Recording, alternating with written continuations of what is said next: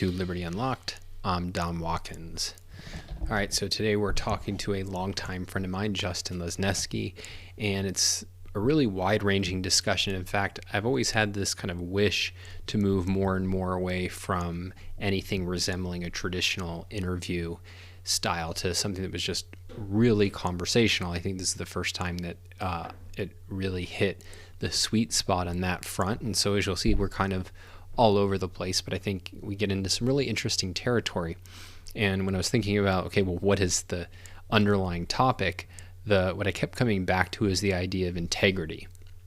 And the most obvious reason that is really central to what we're discussing is that Justin wrote a novel that's really focused on this issue of artistic integrity in a really interesting way. But I'll save that for the interview. But if you think about integrity and what it means just at a common sense level, it's being undivided or whole. And, that certainly means having no contradictions in your life. At the most philosophic level, it means that there's no division between your knowledge and your action. It is applying your abstract knowledge to guide your behavior in the world. And I think that's an important perspective, but there's another aspect of integrity that I think comes through in this interview, which is that it's having a whole life. So it's not just that you don't have anything that's contradictory, it's that you have all of the pieces that matter for your life and that those all fit together, that you're not leaving anything crucial out, leaving any major source of value or enjoyment out. And take an obvious sort of thing, right? Like you could be the most rational, productive person on earth, but if you're not tending to your health, you're not getting enough sleep, exercise, you're eating poorly, like you can get really run down and can undermine all of your values, including your productive work. And this is definitely an area that I struggle in. Like I'm very good at getting insanely focused on one thing, and that tends to be productive endeavors or intellectual issues, which is why I decided to combine those two things. But there's also like a bunch of areas in my life that not just are necessary in order to keep work going, which is staying in good health for one, or getting enough sleep, but there's also a range of other values that are really make life worth living. And whether it's, romance, parenting, friendship, art, recreation, hobbies, music, whatever the case may be, you want all of these pieces to be, insofar as is possible, given the 24 hours in a day that we have, to be nurtured and cultivated. And I tend to let a lot of that fall by the wayside sometime to my detriment, that I'm very work focused, I'm very idea driven, and that it's really hard to bring those in alignment with life, particularly like once you have kids and starting a business, and all of these things can make it really hard to do. And I don't know that we came up with like the perfect solution to that problem in this podcast, but it certainly inspired me to give it more thought. And just to give you one example, over the weekend I was insufferably overwhelmed by how much I had on my plate, and certainly coming into this week, how much I had to get done, including some really tricky creative projects, which those are always, it's not like if I just pump in the time, I'm guaranteed the result. There's a certain kind of nervousness about, even if I had more time to work on them, am I going to be able to get the result? But I had the opportunity to take my kids to, one of these cool farms that they have stuff for the fall and for Halloween, and go there with my family and some of my wife's family members. And just decided that, no, I'm going to make that a priority, because I didn't want to basically put everything in my life on hold until I finish my novel, finish these projects, and all of the other stuff that is kind of piling up. And it was really relaxing and refreshing, and I found that when I sat down today, I was able to actually make a lot more progress on the projects that I'm working on than I expected. And so I think, I don't know what lesson to draw from that, except that I'm really happy that I took to heart this idea of integrity as nurturing all of the pieces, or as many of the pieces of your life as you can, and then get them to fit together. And part of it is like, it can be subtractive. A lot of times there's things that are taking up space in our life that push out genuine values, whether it's, people who watch too much TV or just, waste a lot of time in this way or that way. But it can be additive too. The thing I'm most excited about right now that's additive is, last year or a little bit longer than a year ago, I reconnected with a childhood love of baseball, and particularly the Philadelphia Phillies. And just this last couple weeks, I decided that there was another piece that could be added to that enhanced that enjoyment, and that it was enjoyable on its own terms, and that's baseball card collecting, which today is kind of very oriented in the market towards like high-end investors who are paying, $500 or $50,000 per card. Not the direction I'm headed in, but searching out for those things that can be really magical in your life, and then fitting them together so that you can have a full life. And I mean, I should say, like, there's always a part of me that is a little bit, pauses a little bit there, because I don't think there's any duty not to be pretty much one-tracked.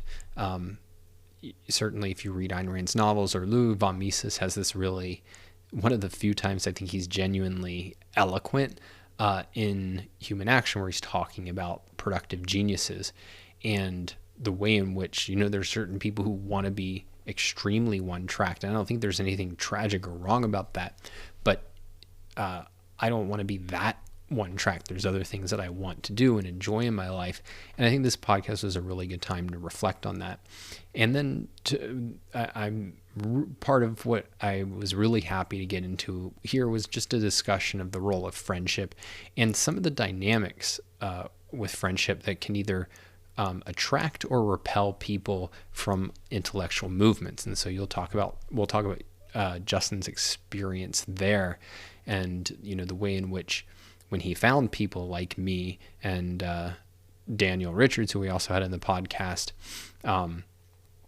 it changed, I think, a lot of his perception of the objectivist movement. And so I think that there's just a lot of wonderful discussions in here, some interesting ideas, and hopefully some fun moments. So with that, we will get to the conversation in a second. Remember that if you like this video, to give it a like on Facebook, subscribe to the YouTube channel, and hit that bell so you don't miss any of the content. And of course, the best way to stay in contact is to go to donswriting.com and sign up for the newsletter. Stay tuned for the conversation with Justin Lesniewski. All right, Justin, welcome to the show. So we worked together at the Ayn Rand Institute a few years ago, which I guess is how we met.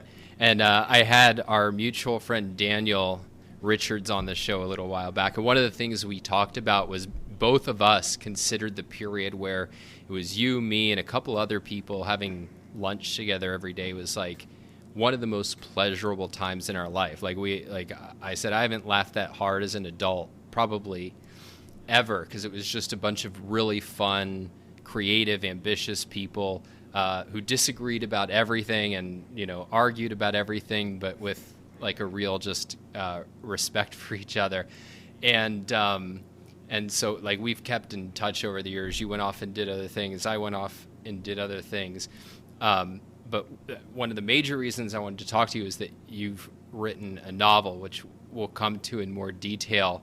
But you've always had kind of a really you've always been interested in ideas, but you've always been interested about art. And the number one thing I want to ask you, which is, you have stronger opinions about movies than anybody that I know, with the possible exception of my brother. And so just bring me back to when you kind of cultivated this like genuine passion for film. That's a tough question, because when I was in high school, I was really into sports. So I wasn't really into movies as much, because all my time was taken up with like practice and meets and games and everything. But from the time I was little, I wrestled for 5 years. I played soccer since second grade, and then I played lacrosse for a couple of years. But it was really soccer and wrestling was what it was when I was in middle school and high school. Okay, so just before we get to anything else, so we got sports, we got art, and we have ideas. You're basically three different people in one. So that itself is very interesting. Were you always interested in ideas and art even then, or was that something you acquired later? Well, and that's where I was going to start with. Like, I was always a reader since I was like this young. Like, I was the fastest reader in my class in like, first and second grade when you start learning how to read. And I was always reading books. I was reading above my grade level. I mean, when I was in like fifth grade, I was reading those Star Trek novelizations. And I grew up like a huge Star Trek Deep Space Nine fan and a huge science fiction fan, right? Like reading stuff like Ender's Game, Ray Bradbury I grew up on. So I would say I was, but I wasn't aware I was in the same way. Like I was very aware my identity was as a sports person, right? Like, oh, I play soccer, I wrestle, like my family watches football every Sunday.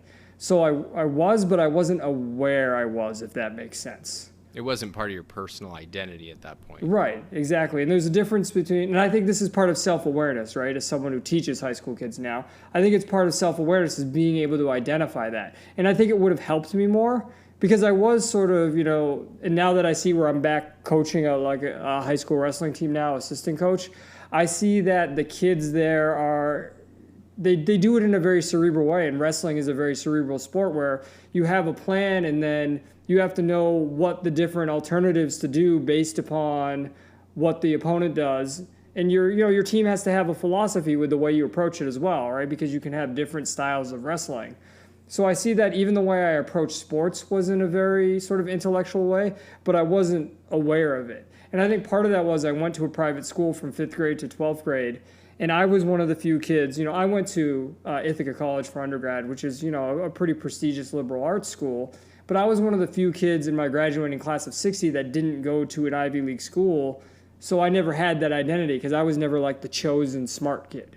There were all those really bright kids.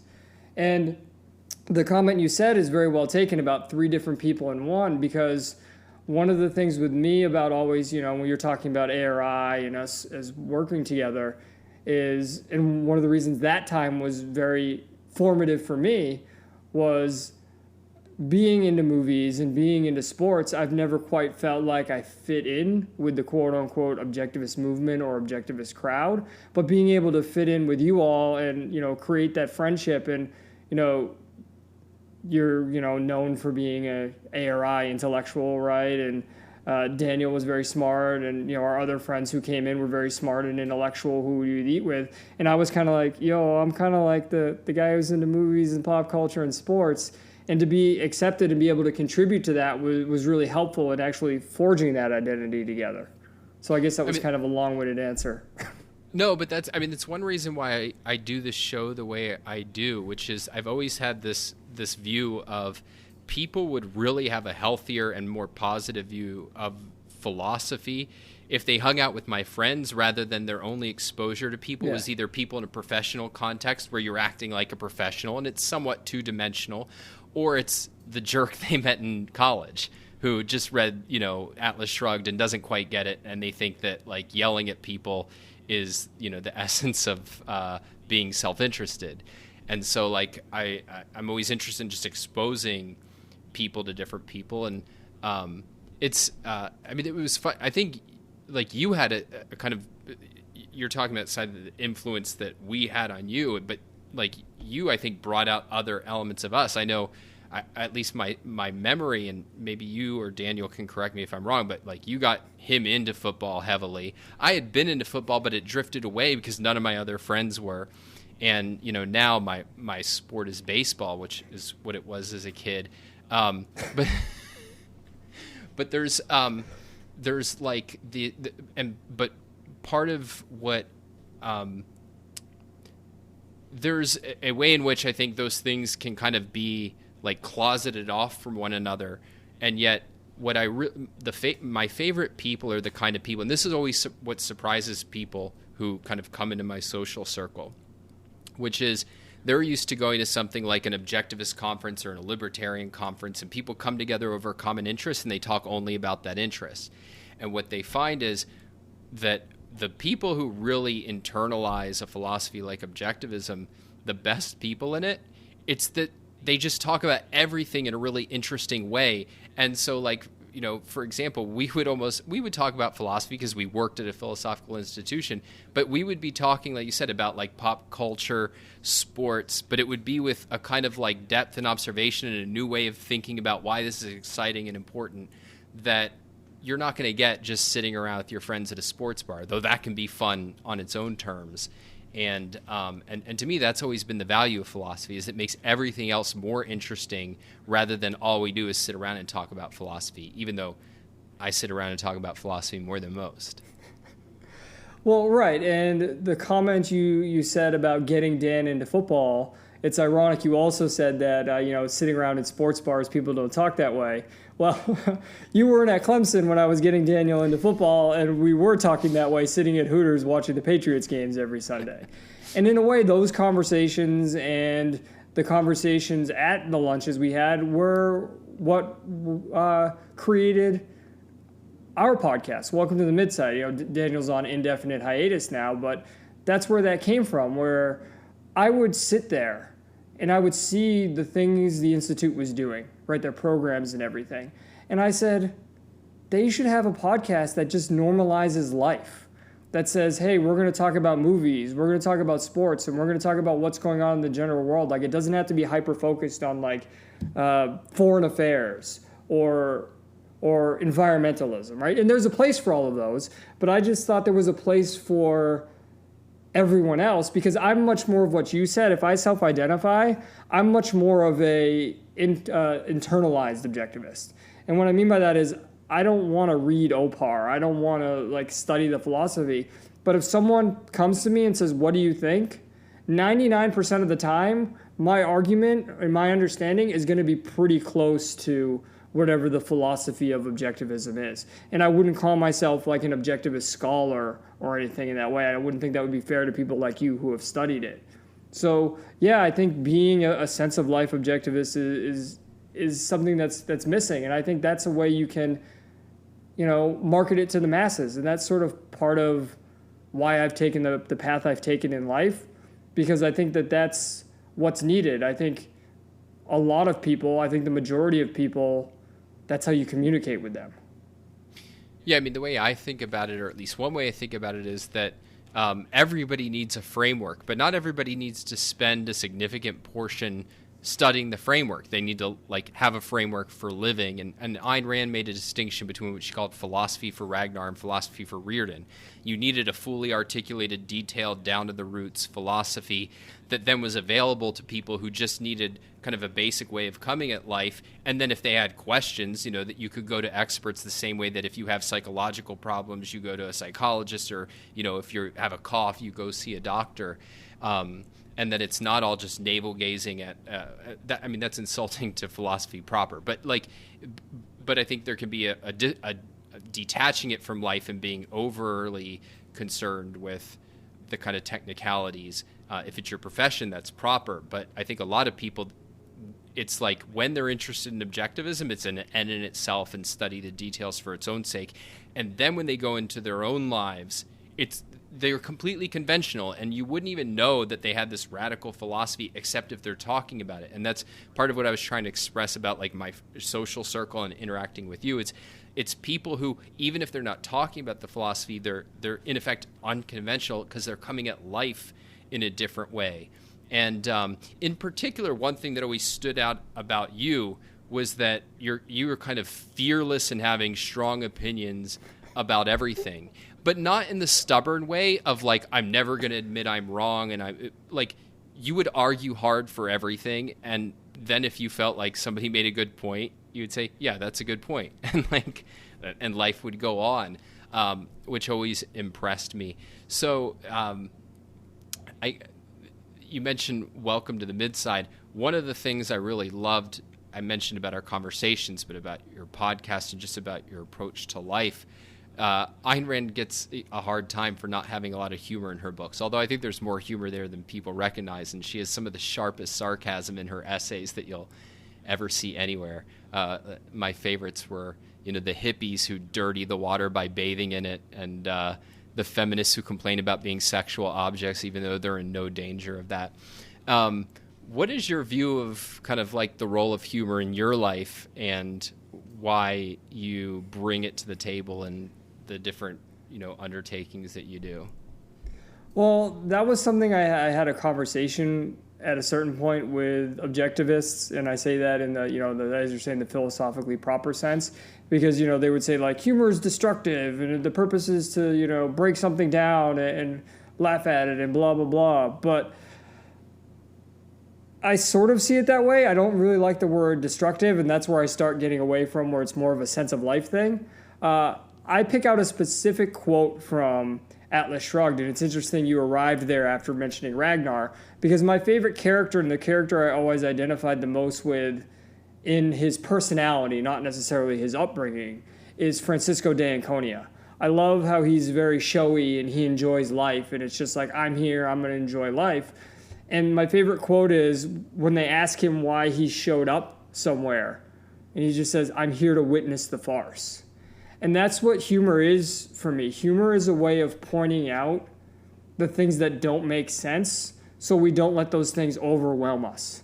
And that's become the mantra for my podcast, and that's almost become a coping mechanism with me for life, because the farce keeps getting worse and worse, bigger and bigger. And something we came up with on the show is there will never be peak farce. Because at a certain point there was like a girl's phone got destroyed because she tried to poison her mother or something, and her mother destroyed her phone, and the girl was upset her phone was destroyed. And we were like, this is peak farce. Or one of my co-hosts was like, this is peak farce. And I was like, that's not peak farce. And then something else happened. They're like, this is peak farce. And I said, there will never be peak farce. And so that's sort of, the way it is, because one of the things that's important to me about objectivism, and this is sort of a quote that will foreshadow what we'll talk about later, I think, is it comes from Batman versus Superman, where they say, maybe he's not some devil or Jesus character. Maybe he's just a guy trying to do the right thing, which implies that, you're going to make mistakes. So farce comes from, you're going to make mistakes. There's going to be absurdities in life. And to me, the role of humor is, well, let's make fun of those things so they lessen the impact and they don't take over and they don't destroy our lives and destroy our culture and destroy our world. Otherwise, if you take everything super seriously and everything's a microaggression and everything is systematic oppression or systemic oppression, you end up rioting in the streets. And I say that very seriously. I'm not being glib when I say that. Yeah, I mean, it's something I've thought a little bit about. I probably should think about it more, just given, like, I have a very serious, if you want to put it that way, interest in humor. Like, one of my favorite things is stand-up comedy. And I'm also a product of somebody, who grew up on The Simpsons and South Park, and, like, that shaped my sense of humor, maybe somewhat for the worse, but, and Howard Stern, for that matter, which is, like, what I imbibed during middle school. And if anything, gave me comic timing, if not, let's say, comic quality. But no, I like that idea of, so Ayn Rand put it as destructive, but the way she would also put it or clarify it, I think, is that it's denying the importance of things that are not fundamentally important. So if the view is what really matters in life is the positives, right? Like, it's your career, it's your romance, it's achievement. That if you make mistakes, Leonard gave this example of he had a conversation with Ayn Rand once, and he's saying, like, if I go on a date, I'm gonna like struggle with the wine cork, and it's gonna spill on me a little bit and everything like that. And I feel like John Galt, just flick it off and sit there, pour the perfect pour, and have this perfect romantic evening. And she said, in real life, that's those kind of trivial things you ignore. In art, you omit.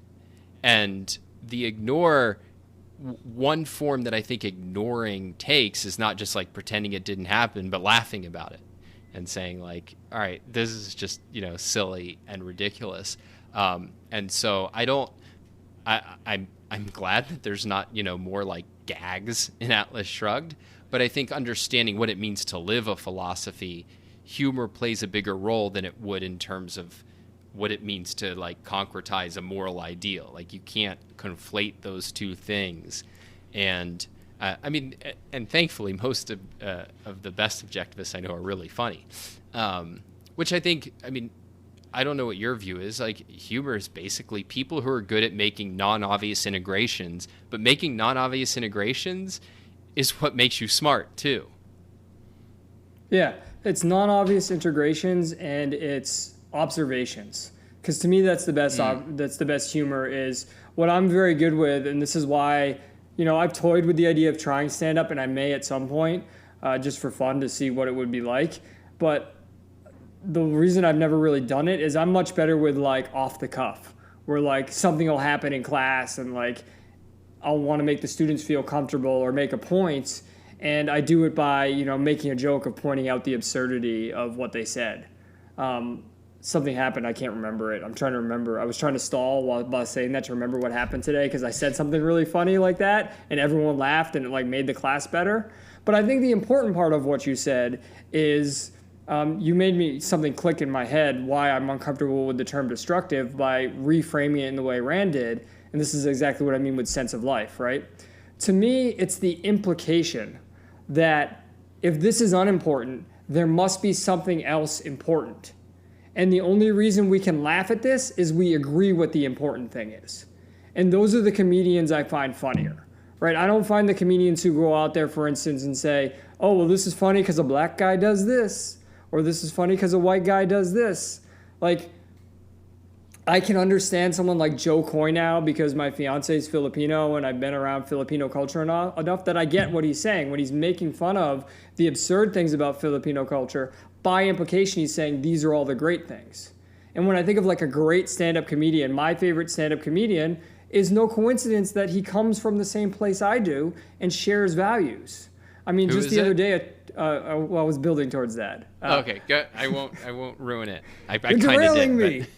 It's Bill Burr, right? Because he's Bostonian, I'm Bostonian. A lot of times he says something, and people are like, "That sounds like you." And just recently, a quote came out that he was talking about how much he loved Batman versus Superman, and it came across my feed, and I'm just like, I'm not surprised at this because he shares an outlook with me. So it's when he's saying things and he's making fun of things, right? So one time he did and I don't know if he's done this joke mainstream yet, but I saw him when I was still living in LA, still living in Southern California. He did like where he tried out a set. He was like reading stuff off a napkin. And he talked about how like in relationships, it's like, it's women that make you miserable in relationships. And then he talked about if you see a lesbian relationship, you can see the one that's more masculine and she just looks at you and you just both know she's the one who's more miserable.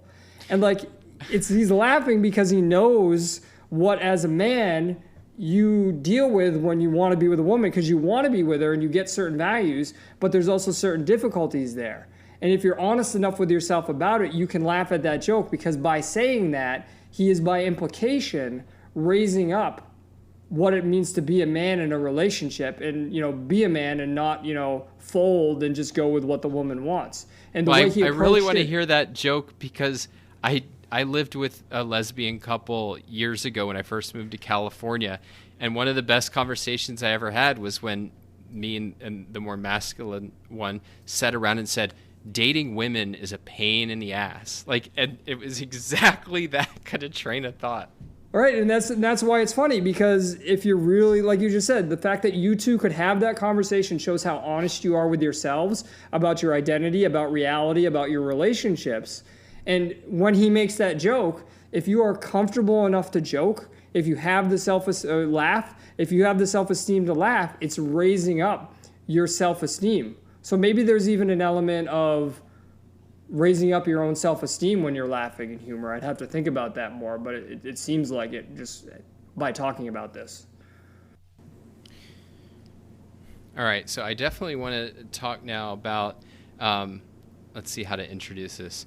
So I heard a little while ago you wrote a book called The Cut, which, is it available now? November 17th. November 17th. That's a very specific date on purpose. Yeah, I'll come back to the subtitle, which I think is brilliant and also counterintuitive to anybody who knows you. And I think people will probably start the book with one view of what it means and end the book with a very different view of what it means. But I used to have this rule that I developed in college, which was the way it stood in my mind then was never read a girl's poetry, because I would have all these girls I was interested in who would say, "Oh, read my poem," and then you would read it and you could never look them in the eye, because it was, I either have to tell you the truth, in which case this is over, or I'm going to lie, in which case I will have no self-respect. So I'm always a little bit... Well, come on, read my poetry from a college girl is the ultimate euphemism. Maybe that makes a lot of sense out of my sex life. But but I was actually not too hesitant to read your stuff, because I just knew the way you thought about art. You had good taste. Even when we disagreed, you were very thoughtful and perceptive about art. So I assumed you wouldn't put out trash.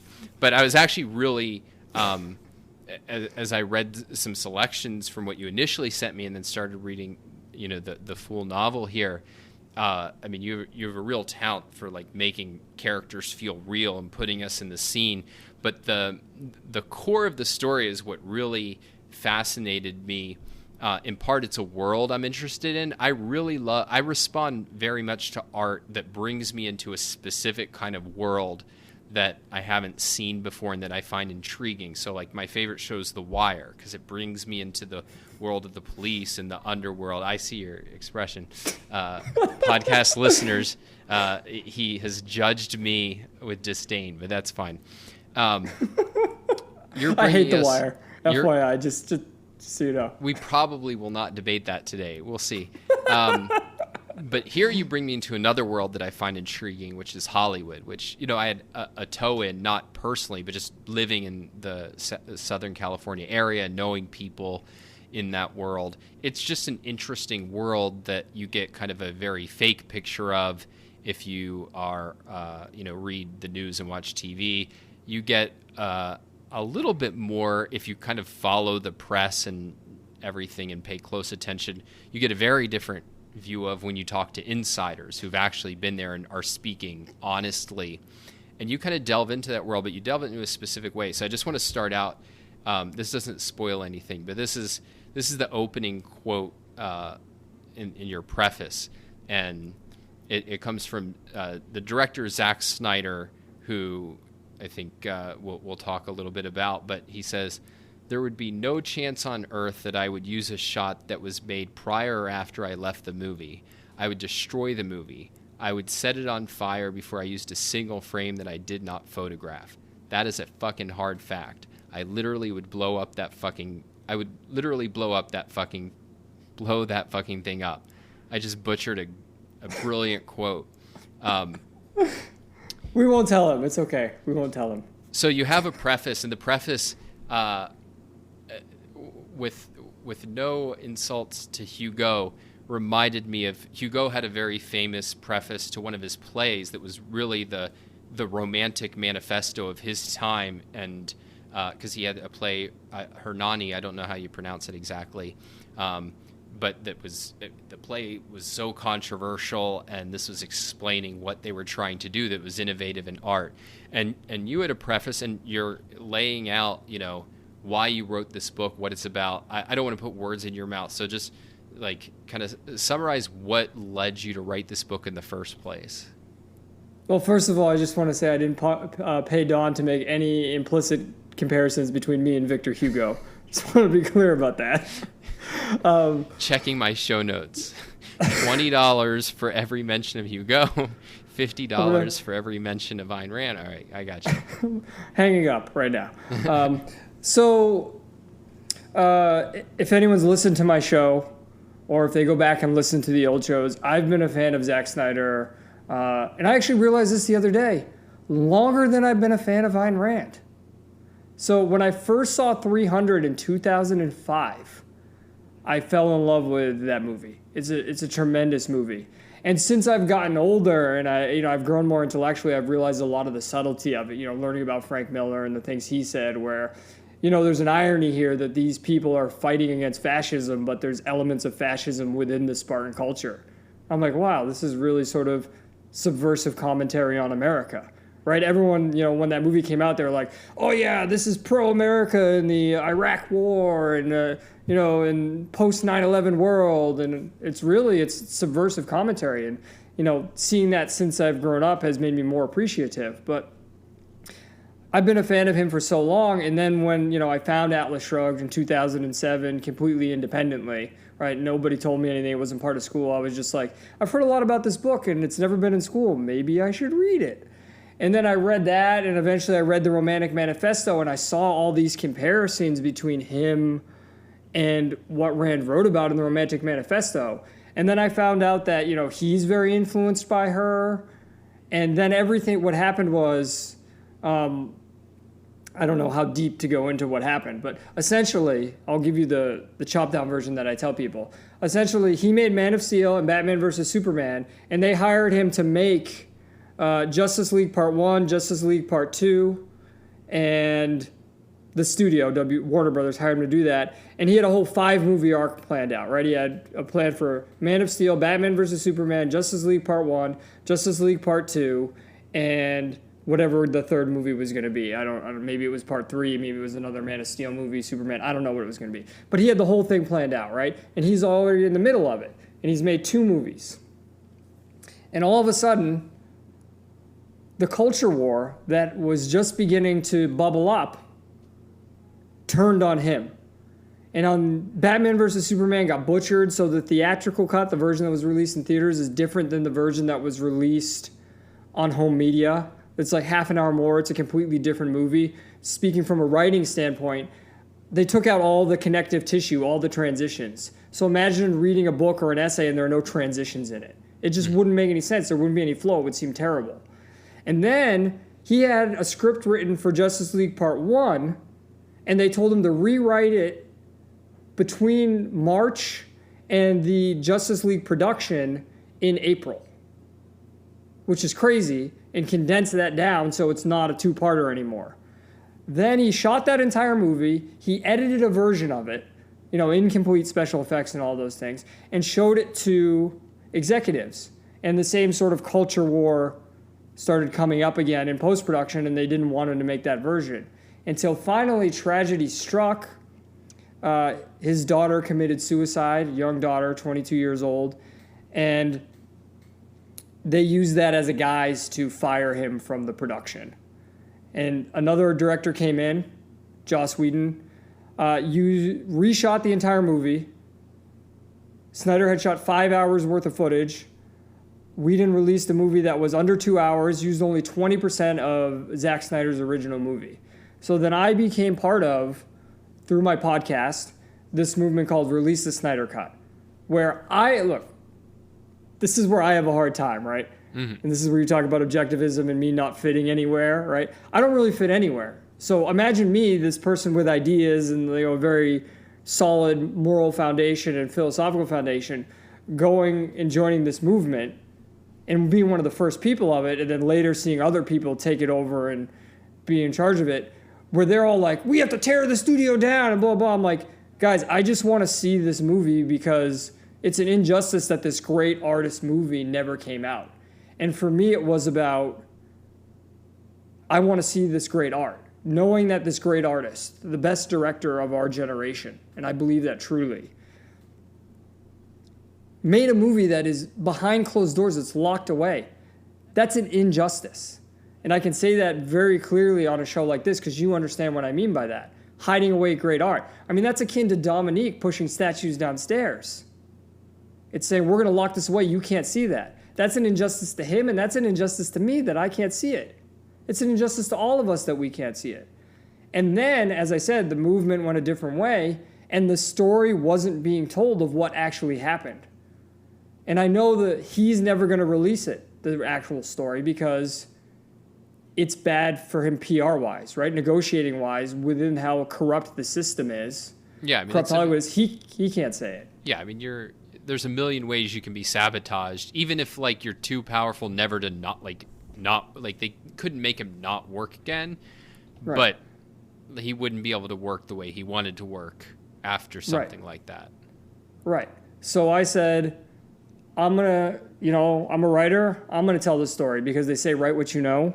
I know this. I'm passionate about it, and I can write this in a way nobody else is going to write it. And I know with the amount of, I mean, you read the quote from him. You're going to tell me he doesn't understand the Fountainhead? Like, people try to say he wants to adapt the Fountainhead, but he doesn't want to use the philosophy of it. If you don't want to use the philosophy of it, you don't say that. He's only saying that because he understands the philosophy of it. I mean, his production company's named The Stone Quarry. So I know when I hear things like that this story deserves to be told.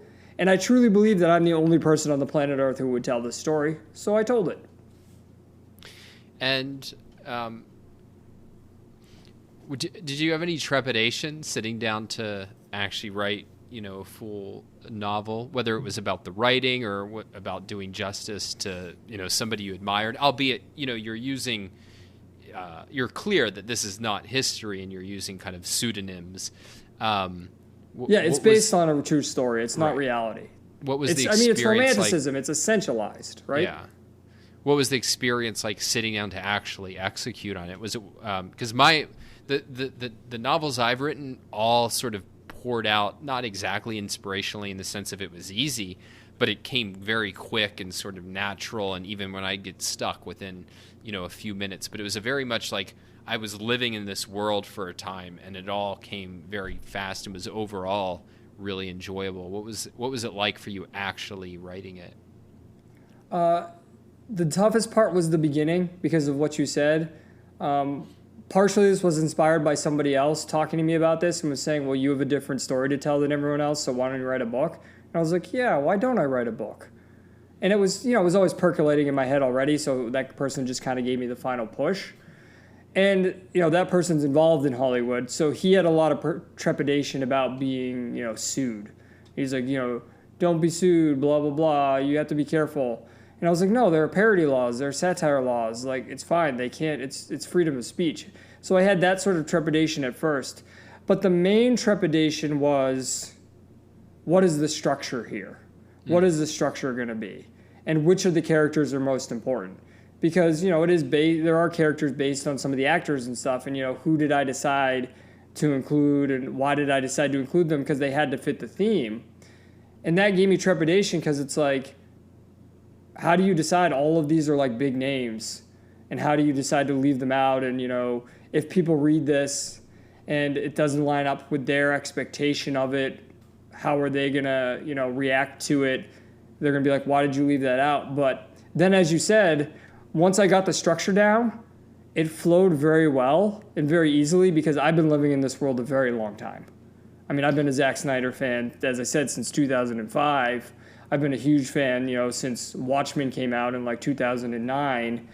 And I've been involved, as I said, and released the Snyder Cut from before it even began. So once I got the structure and I knew what I was doing and I knew the major beats, it then came very easy in the same way you said.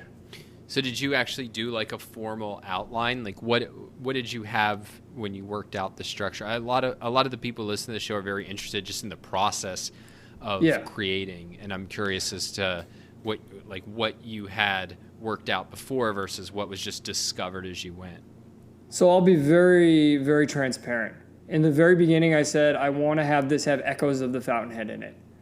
So I was like, well, I'll do 4 parts based upon the different main players in the story, right? Based on the director, based on the producer, based on one of the actors. But then I thought about it and I said, well, Hollywood has a natural structure in it. You have pre-production, you have production, and you have post-production. And so I just said, that's the story right there. And I went from there and I said, okay, what are the major events I know that really concretize this conflict? The conflict between here's an artist trying to make his vision, but here's a system set up to make it so not one singular person can make anything. I mean, that's how Hollywood is set up. I mean, that's how our culture is mainly set up nowadays. Well, that's what I wanted to ask you, because I've taken screenwriting classes and certainly read all the books, and there's this kind of worship. In part, I think it's just a factual recognition of what it takes to produce a movie, but there is this sort of worship of the idea that it's a collaborative art. Everybody involved in production has a say. And now in a certain way that's inescapable and proper, right? Like the actor has to bring something to the table. They're not passive puppets who just take every direction from a writer. And the producers have a vision, and they're bringing on a director to help execute that vision. Sometimes it's the reverse, or sometimes the director and producer are the same person. Or they're a married couple like Zach and Debbie. Okay, see, I haven't gotten that far yet. I got far enough to know that I didn't know she was the producer of the film. But in any case, how do you think about what should it look like to produce a film? And maybe it's not true for every film, but to be able to integrate a singular vision, which I think you need to really have an integrated artwork with a collaborative endeavor.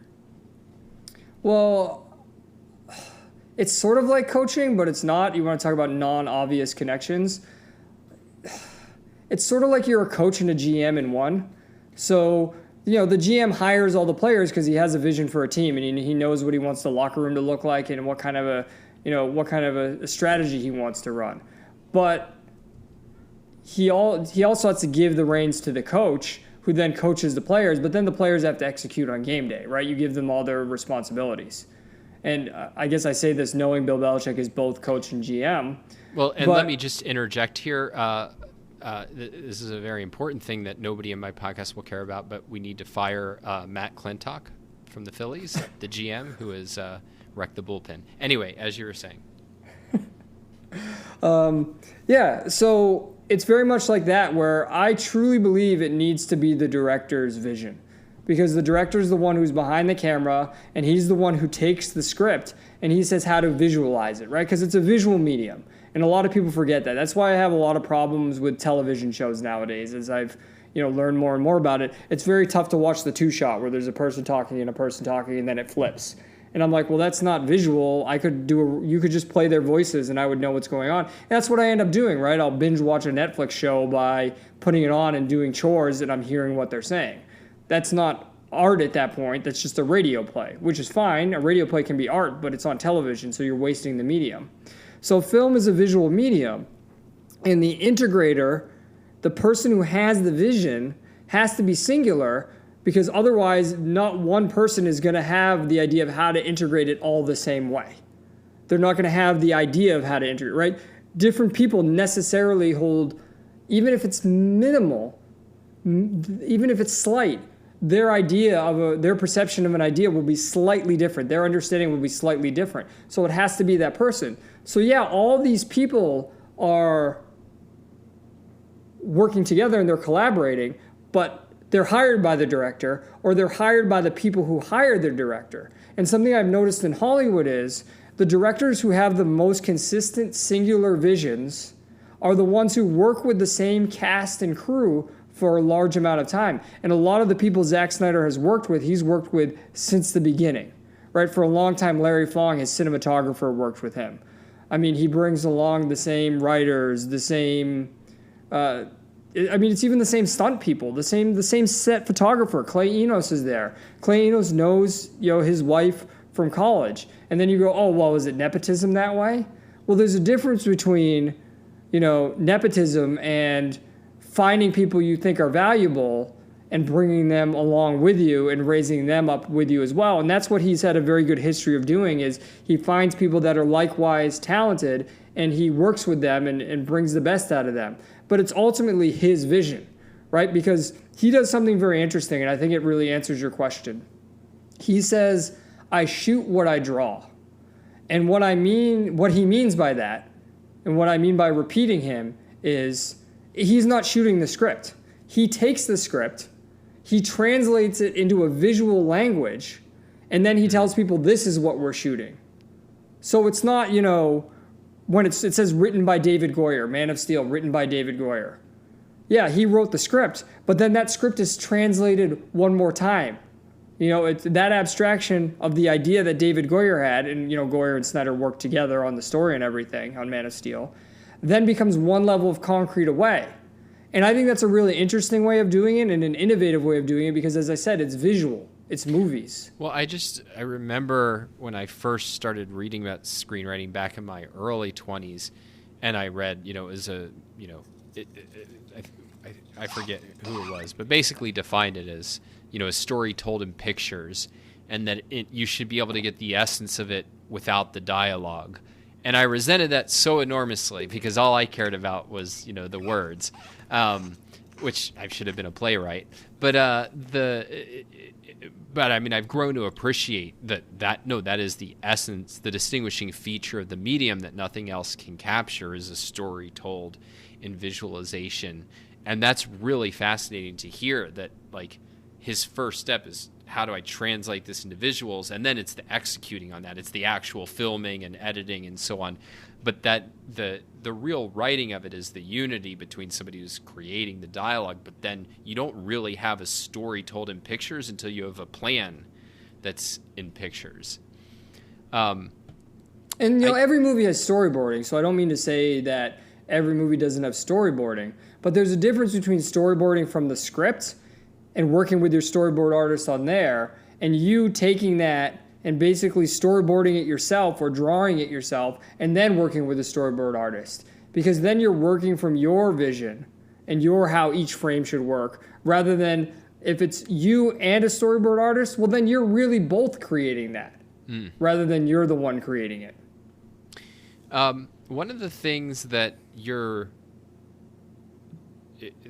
very big on is thinking about theme and the way that themes are expressed in film, and taking that very seriously. I'm curious as to when you yourself became very focused on this. And I mean, you're not focused on it in the kind of like, didactic way of like film's there to create a message, but it's that you're trying to express something with art. And so to think about art is to think about what's the meaning of it in part, right? And I'm curious just how you think about the role of theme. Particularly, I think one of the things that happens when you don't have a singular vision, I think objectivists often are trying to read themes into films that don't have any theme because they don't have any vision. And you get these kind of artificial, this means X. And you look at it and you go, well, there's something there, like you're not crazy. But no, you're not really integrating the thing because there is no integration. It's just a mess. So I'm curious just at a high level of how you think about theme in art and in film in particular, which is an area where it's a real achievement even to have one, let alone, one that you can identify with. Well, it's interesting you bring up the example of the audience doing the artist's work for them, because it really points to why I'm so focused in on it. Because I don't see it as just an art thing. I see it as a communication thing. I mean, the way you judge the quality of communication is how well your message was received and how well people enjoyed receiving it, right? I mean, you're a good teacher if students learn what you're trying to teach them and they have a good time doing it. Because people learn better when they're being entertained rather than, doing the whole, Ben Stein thing, right? Remember, very boring. Right. Bueller. Exactly. So I think that speaks to the heart of it. I think you have to understand a theme because that's how you judge whether a piece of art is good or not. What is the artist's intent? Well, the artist's intent is to communicate the theme using all of the elements, right? The story, the final product is based upon whatever that theme is. And I'm sorry to interrupt you, but it just occurs to me, objectivists in general are a big fan of I'm blanking on his first name at the moment, but Joss Whedon. And I think he's an interesting example of somebody who I don't think he often has any themes. I think he's just kind of being interesting or fun or entertain. A lot of that is in itself. And I think he's good at it. Like I loved Buffy. I loved Firefly.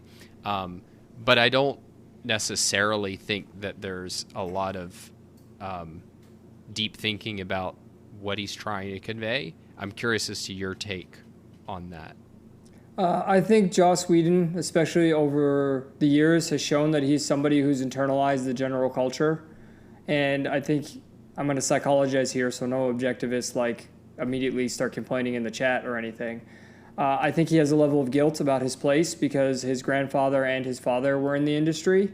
And I think that's come through where you see his behavior where, he had that controversy with his wife or ex-wife or whatever, where he used his position of power to basically, have things happen with women he never would have had a chance with while he was married to somebody else. And I think that shines through in his writing, where even though his stuff was supposedly very revolutionary, and it was from a technical standpoint, right? When you look at Buffy, when you look at Angel, the character development in those shows is tremendous. The way you see, there's an episode of Angel where I forget what happens, but they all get reverted back to an earlier stage in their character development.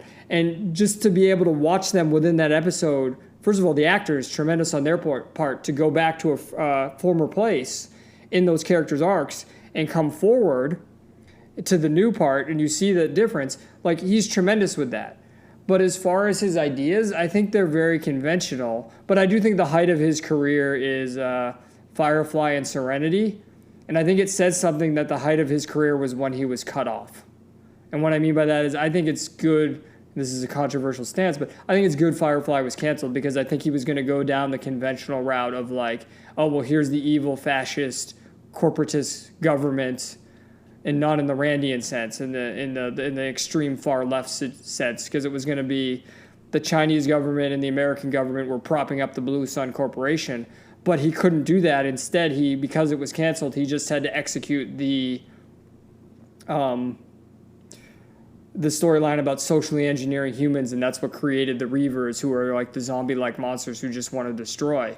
So I think all of these things that happen are because he's a smart guy, but because he has his issues. So I do think Whedon's better than most, but I think he's a perfect example to bring up because when you look at, and as again, I like Firefly, I love Firefly, I love Serenity, I enjoy Buffy, I enjoy Angel, Dollhouse is good. Like, I think his early work is great, but it's no coincidence that he came in and he completed the Justice League theatrical cut, and you look at the difference between that and every other Snyder movie, and even just the trailer that came out for Zack Snyder's Justice League, and you see the difference. You see somebody without that fully integrated visual vision as much as, Snyder has. Hope that answers Which, by your the way, I question. should mention for people who don't follow this stuff, my understanding is they're actually releasing the Snyder Cut. Yes. So you achieved victory, and hopefully they'll put your name on Wikipedia as the person ultimately responsible. I have a friend who keeps saying that. He's like, dude, you should get more credit. I was like, I've been clear from the beginning. My credit is seeing the movie. Well, That's what I want. Fair enough.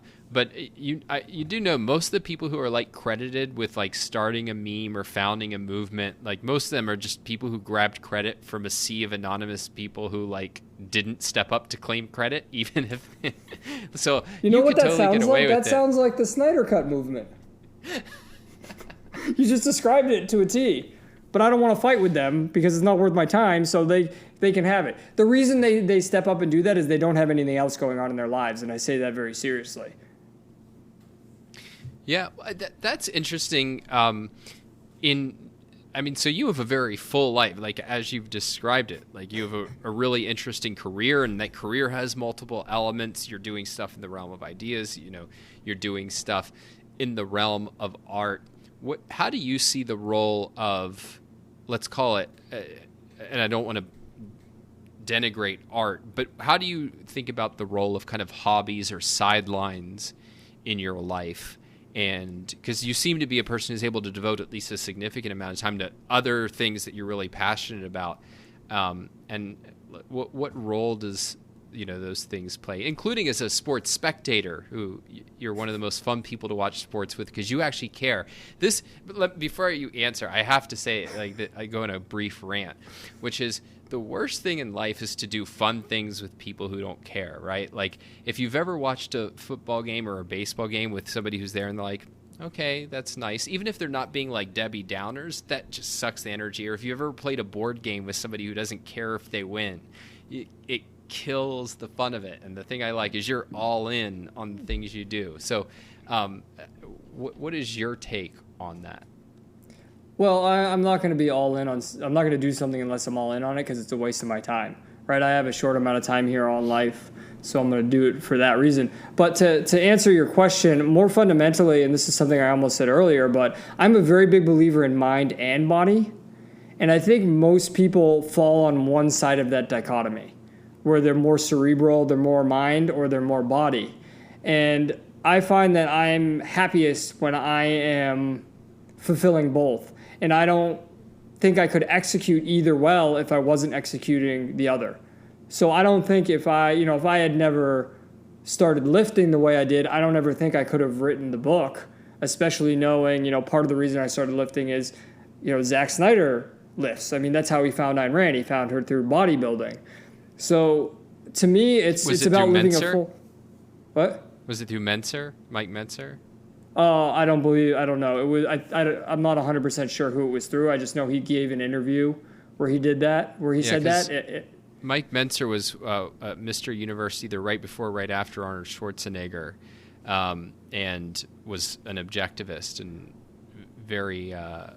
did he write a famous book? I think he did. That was probably the book he was referring to that I'd never heard of it. See how it all comes full circle? There you go. Yeah, in an interview, somebody asked him how he found it, and he mentioned some bodybuilder's book. It's got to be that guy. Yeah. Odds are.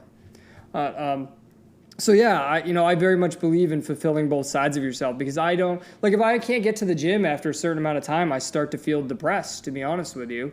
And, if I can't satisfy my intellectual urges, I feel depressed as well, right? I mean, part of the reason quarantine was so tough, lockdown, and even still now is there's no new movies. I'm just watching reality TV shows, and I binged some good stuff. I binged all of, now my mind, The Expanse. That's what I was looking for. I binged all The Expanse, and seasons 1 through 3 and are phenomenal. So I'm glad I saw it, but it's just sort of that newness, the seeing a new movie and trying to figure out, is this good or not? Seeing Tenet, going to the theater and seeing Tenet was such a welcome experience for me. It made my life so much more fulfilled.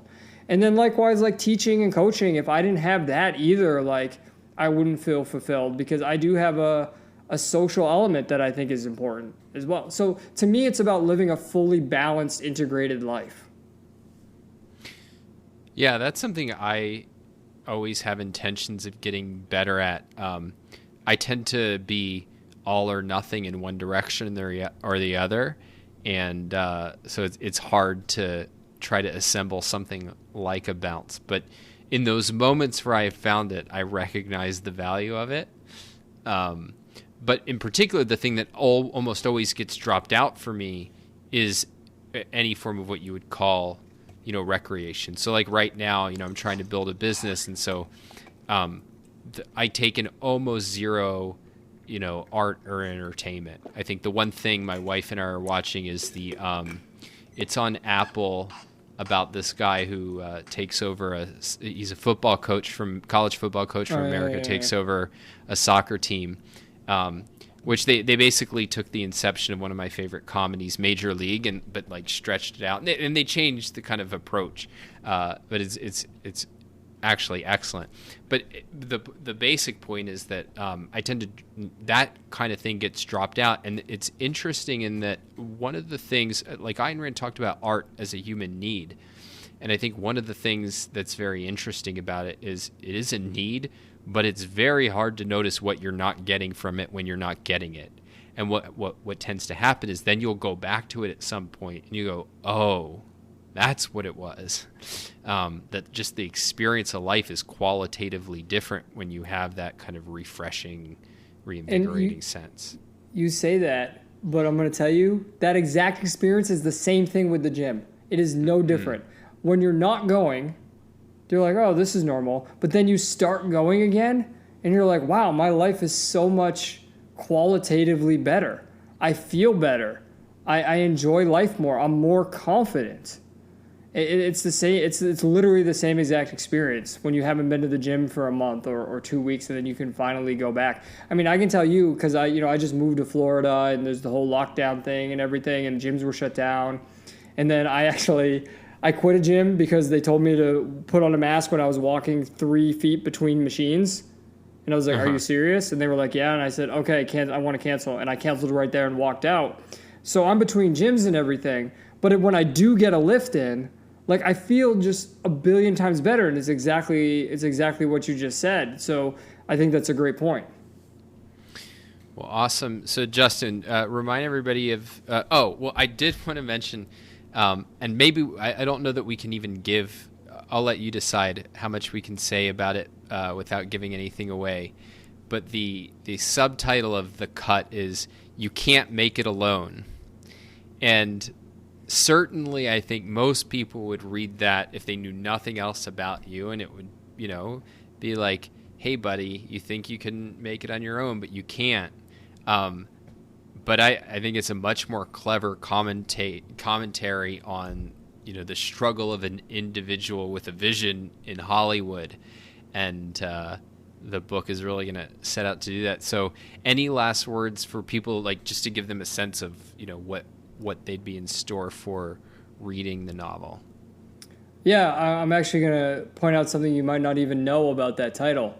So for the marketing for the theatrical cut, for Joss Whedon's version, there's actually posters that say, unironically, "You can't save the world alone."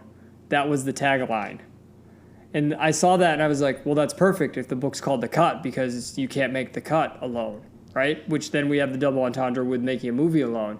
And that's really what it's about. It's about what is the struggle, what is the context, what is the culture we live in right now.